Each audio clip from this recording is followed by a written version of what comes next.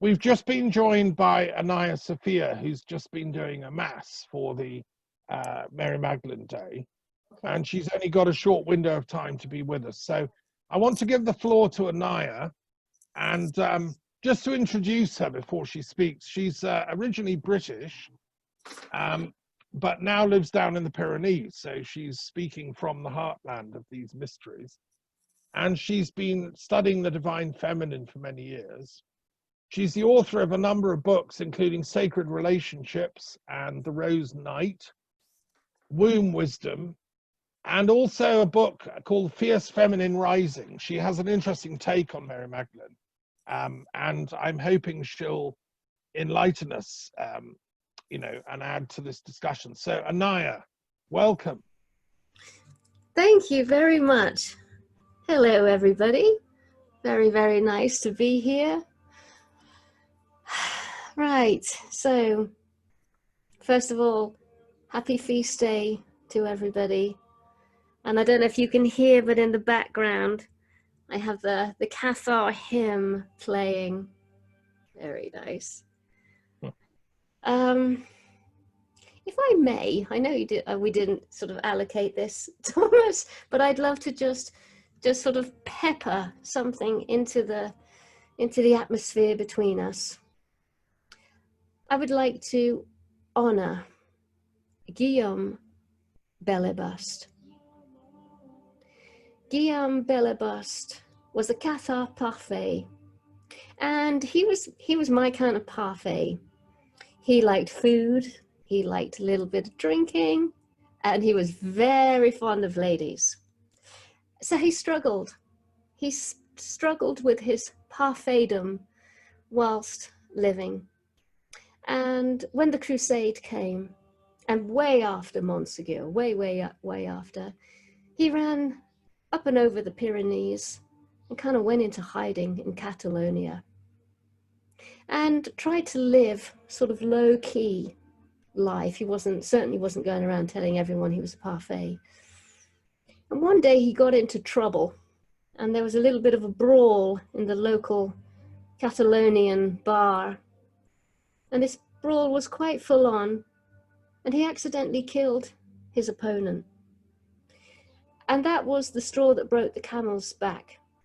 He decided, right, that's it, I'm going back to France, and I'm going to hand myself in.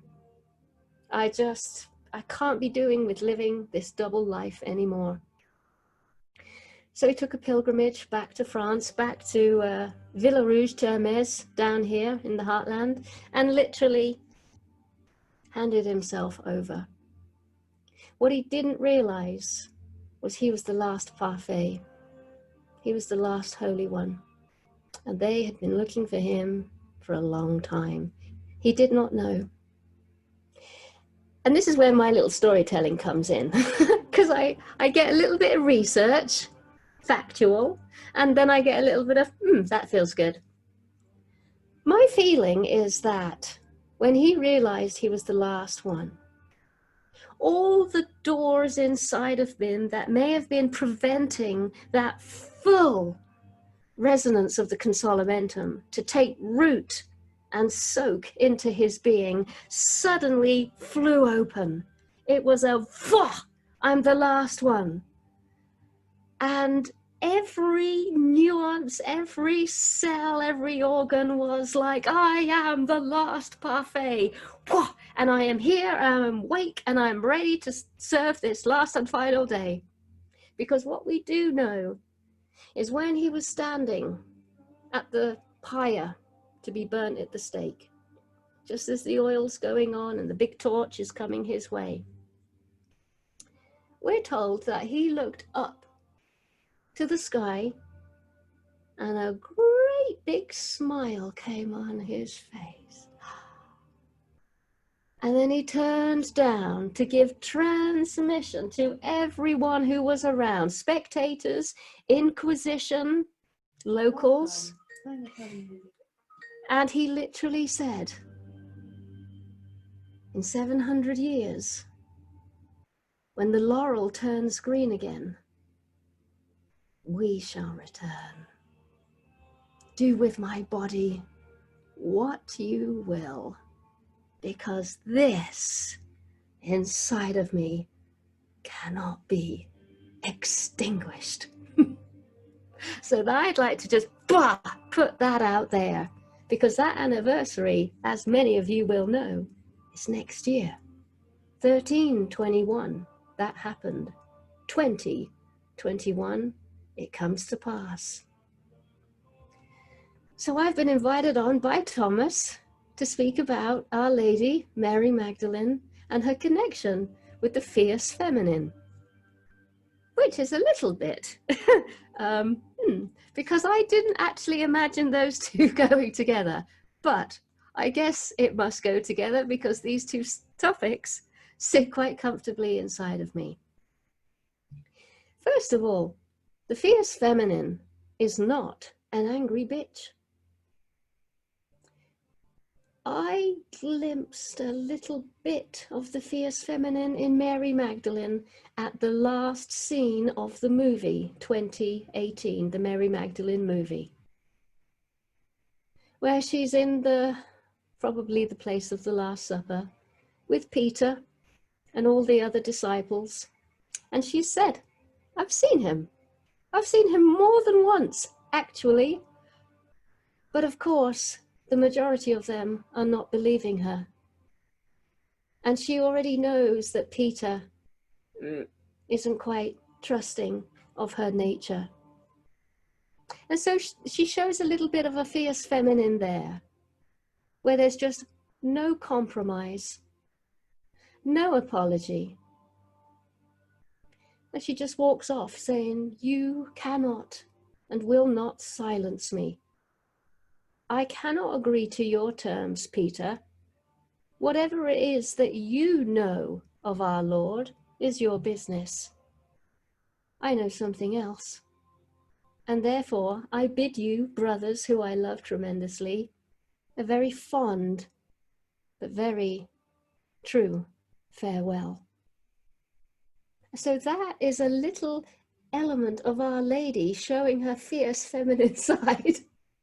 She is not going to be subjected to, she is not going to be watered down, compromised, tainted, or squished into a narrow, tiny little box that is way too tiny for her magnificent radiance. And so off she goes, probably to Gaul, probably en route to France. And so here we are now, 2020, a very similar time, not only to what Yeshua and Mary faced in the Holy Land, but also very, very similar to the Cathars and the Crusade. It's the same taste. And so we are probably definitely on the inside facing similar demons, similar feelings, thoughts, circumstances, and probably every so often meeting it for real outside in the external world as well. So I feel our message is the one of unapologetic. Unapologetically remaining to be true to our faith, to our tradition, to what we know of as truth, and uncompromising to our path and our way of living it. Something that's very, very fresh for me at the moment. Racism. This is a big one. This has crossed our community in the last month. Thanks once again to George Floyd bringing this to our attention again. So what are we going to do when we see and hear racism inside of us and outside of us? This is what I mean by unapologetic, uncompromising, and refusing to be sat on the fence a day, an hour, a minute longer, but to risk losing all of our friends and saying, hang on a minute, excuse me, I think that might have been a racist comment. Not to judge, not to be the angry bitch, not to harm that one, not to make them feel humiliated or small for just letting something conditioned slip through their mouth once again, but to actually put a no, put a stop. And that could be for everything that's happening to us now. Are we wearing masks? Are we not wearing masks? I'm chopping and changing my mind like nobody's business, but I have the right to do that. I'm not going to judge mask wearers or non-mask wearers because I myself know how often I change. But it's to be vigilantly, massively, profoundly awake, aware, and as Yeshua would say, ready for the day to come. So this fierceness is like, it's not an agitation, but it's like a quivering, a wakefulness. And right here, right now, in this nanosecond of a moment, I am awake. And hopefully you guys and girls are too. And to just prolong that awakefulness by any means necessary. Maybe it's movies, maybe it's breath, maybe it's where are we? Spikenard. And to just not keep letting the old slide by again and again and again. Daring to speak up, daring to speak out. Maybe taking a moment or two with the breath to just cipher out any anger, resentment, bitterness, jealousy, blah, that might be in there with that sacred rage. Couple of good breaths whilst being remained to your heart should do the alchemical process that's needed, and lo and behold, out comes the fierce feminine, out comes the sacred rage. Daring to speak truth to power. This lady, Athena, I think her name is, from Portland. You've probably seen the imagery. A young woman, a naked young woman, apart from a little beanie. I like that bit. Sitting before a very frightening line of police / militant forces in Portland, Oregon, the other day. And sitting down and opening her legs. Now, for some of us, that is heretical, that is awful, that is, oh, lo and behold, that's terrible. For others, that is like, wow, that worked. Was that woman rude, ballsy, in your face, swearing and cussing the police? No, because I've seen the actual real entire video footage. She is silent. You see her, she just comes out of the crowd, and with, in my impression, with a dignity, with an elegance. She definitely had her shoulders back and her head high. She just quietly walked through the masses of protesters with her little beanie and her trainers, and she found the right position, and she sat down, and she revealed, well, you know, in my book, The Holy of Holies, actually, it's not a vulgar statement. It's a very frightening, bloody statement. Can you imagine how fragile and vulnerable and scary that would have been? It would have been super scary for me. Because who's to say they don't shoot? Who's to say they don't throw a canister of tear gas? And I am naked to this chemical. So let's just clear the conditioned mind and see that massive, big, bold step that young woman took. Because I know many young women are like, that seemed to work. And you mark my words, I think we're going to see more of this. And if the ladies, if the females can maintain their composure, maintain their elegance, maintain the connection to their heart, it is completely and utterly foreseeable that this act that the women bring through with this open-leggedness, which is from the ancient times, a way that has worked in our past,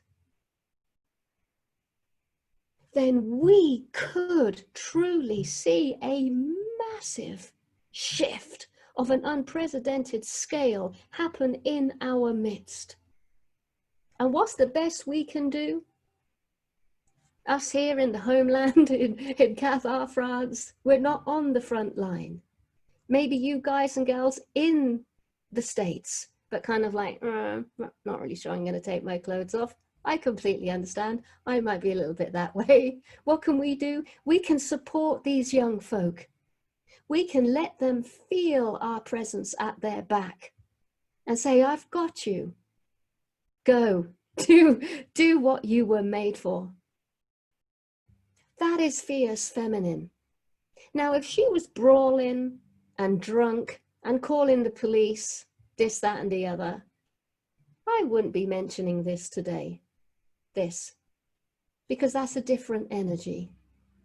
We are definitely in a by any means necessary moment. And I tilt my hat to Athena from Portland. I love the fact she's called Athena. It's just like, what? Oh my God, that's amazing.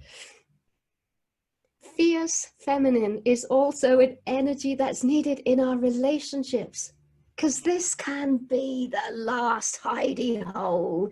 This can be where that conditioning and allowance is allowed to keep on getting its feet and knees under the table. I'm constantly at it. I'm constantly at it. Pete has been a little bit like, ooh, on the receiving end of this, but bless his heart, he's starting to realize, ooh, I can access this too. Yes, you can, my beloved husband. When you think I'm talking shit and trying to get one over on you and manipulate you and sidestep you, call my attention to it in the name of the fierce feminine, because this is the moment. We cannot afford to let these little things creep around in our politics, in our schools, in our medical system, in our relationships, in our own thoughts. This thing is in our own thoughts as well. So we have to be a fierce feminine in our own thinking structure. I can't tell you the number of times I've been walking around on the Cathar's paths, note, and I might be going through a huge ordeal in my private life, huge, and I'm using the walking to alchemize it. And I realize, oh my God, I haven't noticed anything. I'm just rehearsing what I'm gonna say, I'm gonna. And I realize, oh my God, Archon alert. There's an Archon in my head.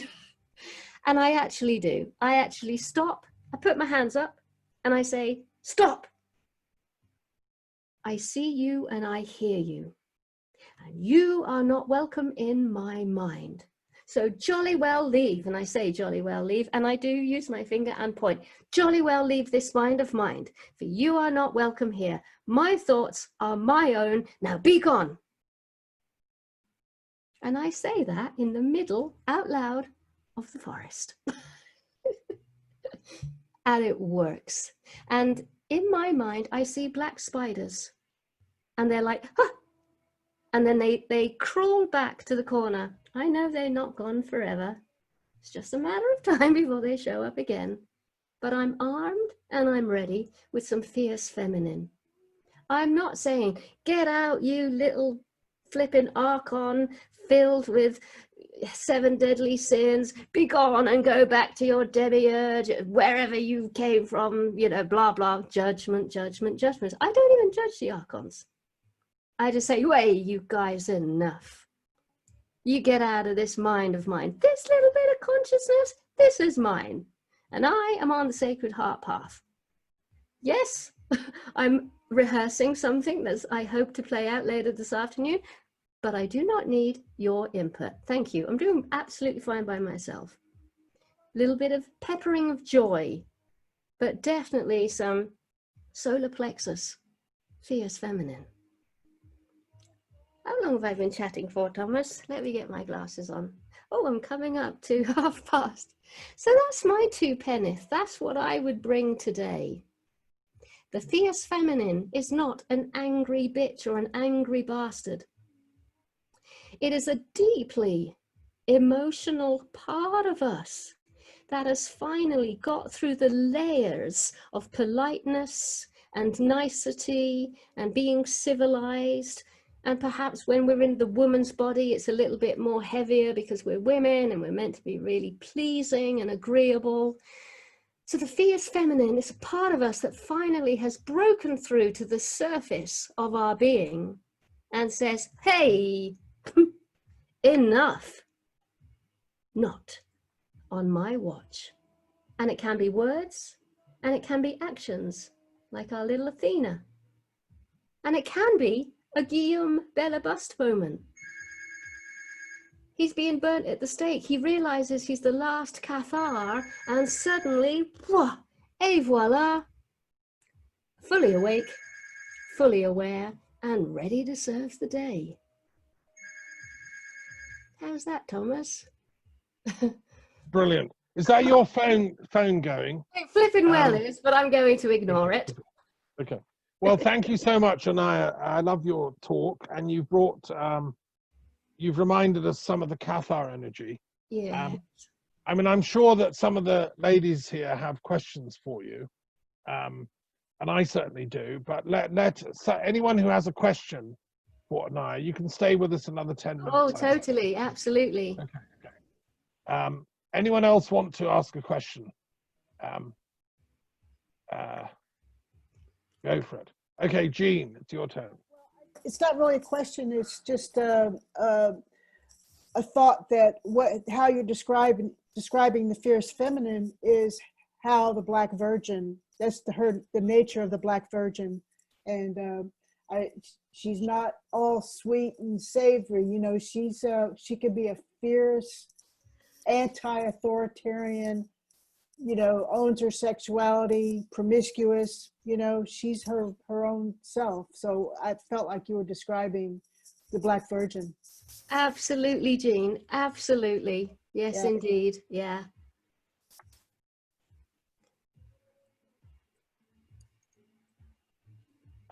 Anyone else?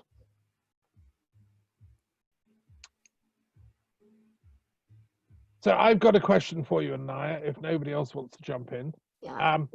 It's a slightly naughty question, but it's been on my mind. Oh, I love naughty. Okay. So is there a pathological fierce feminine, right? Oh. Because I mean, in British history, we're taught the fierce feminine is really important. Boadicea, Queen Elizabeth I, Queen Victoria, Margaret Thatcher, you know, Theresa May. We have this fierce feminine in our national psyche, right? Yes. But she's usually a warrior queen, and we kind of accept that. So I think that the warrior element of the fierce feminine needs to be put to bed now. Yes. We don't need any more battleships, you know, rule Britannia and all that stuff.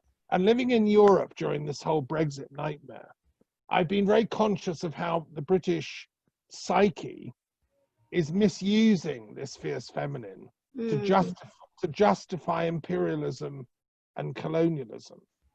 And even slavery was justified by the British Empire because they had a fake fierce feminine, you know, rule Britannia. There's actually a verse in that national anthem and also in the American one, Star Spangled Banner. There's a verse pro-slavery, you know. So I think racism was embedded. It can be misused. The fierce feminine can be used to, and just to open that up, I'm reading a biography of Stalin. A lot of the women in the Bolshevik court around Stalin were extremely fierce. They were very angry women who thought that the terror was justified, you know. And for them, Bolshevism was the fierce feminine rising. So how do we, my question is, and, you know, how do we make sure we get the right fierce feminine and not the wrong one? Do you know what I mean? Yes, I feel, well, the women you described, to me, that is masculine. Anything that any one of us that reaches for war, for battleships, for ruling, for dominance, for control, this is once again that masculine element in us, sort of sneaking in through the female apparition. So we don't really know. It's rare to know what this fierce feminine energy is. There are hallmarks. It doesn't judge. It doesn't point the finger vindictively at one person or people. It is like a widespread no, not in my name. This is not happening. This lady, Athena from Portland, I think she did it brilliantly. If you get to see the whole from start to finish of this young woman stepping out, it's like, you can't compute. And that's what I mean. It's so fresh and new to us now. When you hear it, you know that you've heard it, because there's no more question, there's no more argument. The argument just falls quiet, and you don't feel humiliated. If you've been on the other end of it, it's not a humiliation. You haven't fallen silent because you're like, oh my God, they just got the last word. No, you just kind of go, oh, truth has been spoken. I cannot, nor do I want to, argue anymore, actually. It is a divine force. Like Jean was saying, it is the intervention of the Black Madonna. A divine presence is in the room. And anything other than that is not it. So Margaret Thatcher, Boudicca, love her, but sadly, no. Who's the other one you mentioned? Theresa May. Oh, bless her heart, she tried. But yeah, anything that sets nation against nation, people against people, and points out someone as being in the wrong is not operating, is not serving this divine presence. It's a divine presence. And us men and women, we got to do some deep excavation. Where the heck is my authentic voice? I want to do a move like the Black Madonna. We can, but it will mean that we lose all control of our character and personality. We hand ourselves over to the spontaneity, the cathartic moment that only the Black Madonna could bring through.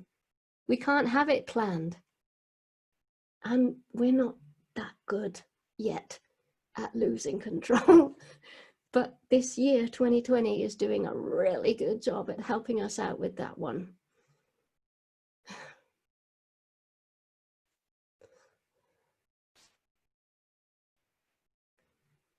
Any other questions? Come on, people. Anaiya's going to go soon.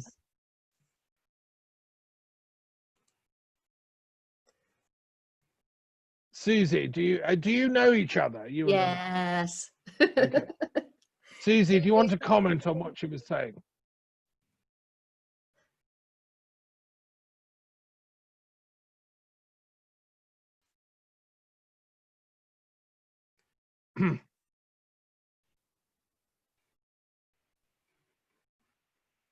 No. Nobody's going to be speaking. Okay.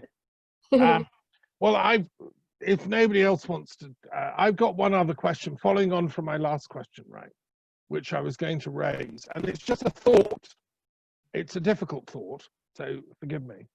Because we are living in a dark time. I mean, as well as all the light, right, there's also COVID-19, there's threats of war between China and America, there's the bombast of the fake feminine rising. So Trump always has his pretty girls doing the president speak interviews. You know, they're misusing the feminine archetype to kind of bolster their racist and imperialist agenda.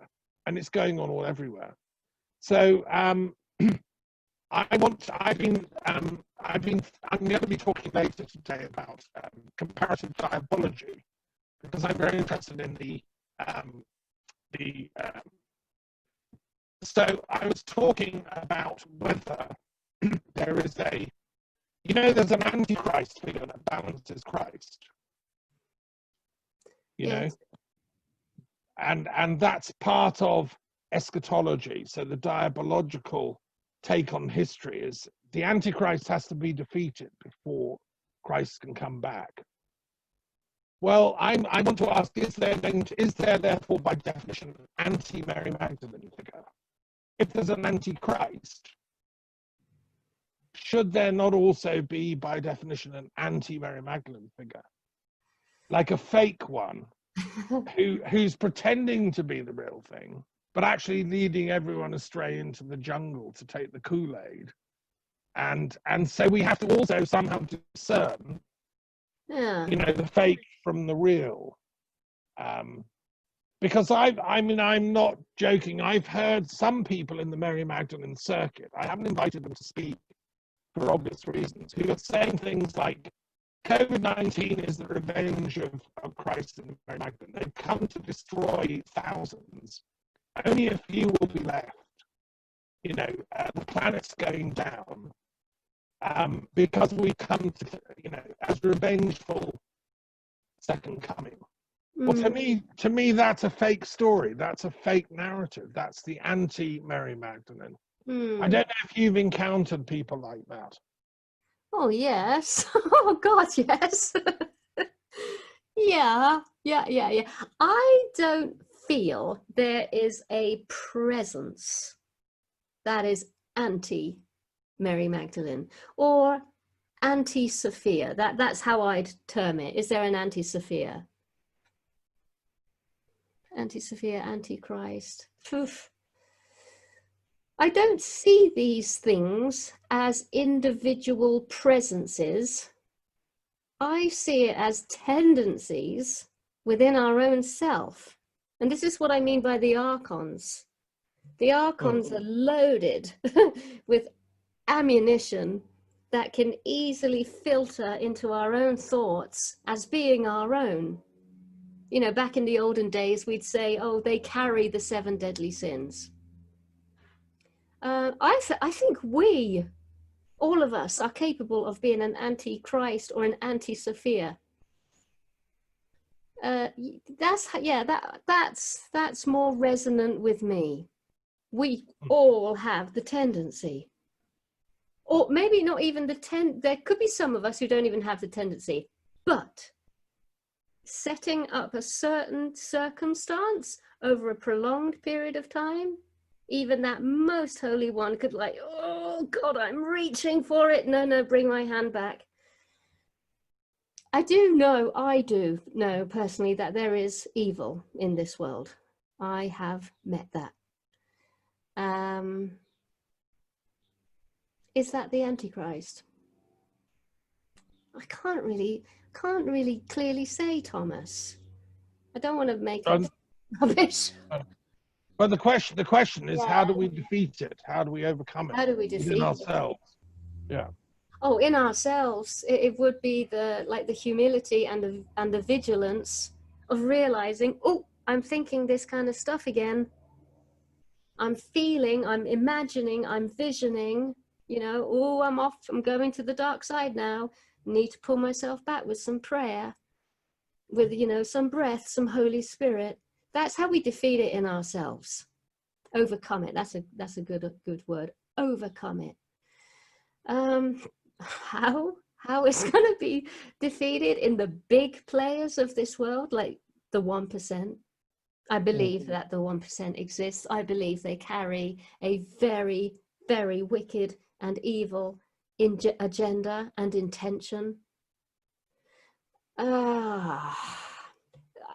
Maybe I leave with this, because this is how it makes sense in my heart.